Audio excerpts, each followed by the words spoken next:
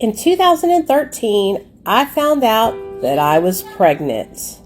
I was in active addiction. I was addicted to methamphetamine, opioids, all of this intravenously, cocaine, and I was popping Xanaxes like they were going out of style.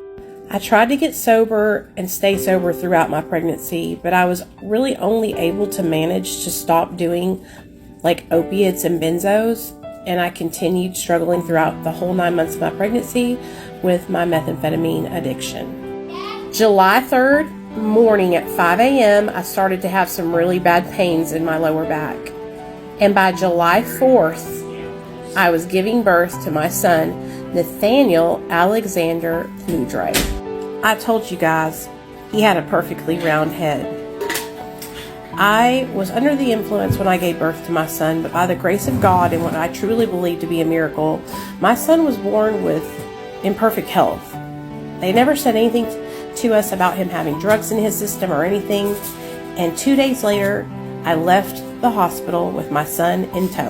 My mom had flown down from New York to come and help me learn how to be a mom, how to breastfeed, how to swaddle, how to change diapers, all that kind of stuff.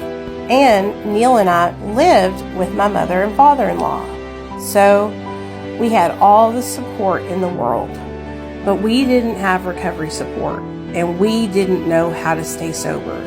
And within 90 days of giving birth to my son, I had relapsed, and my husband followed suit shortly after.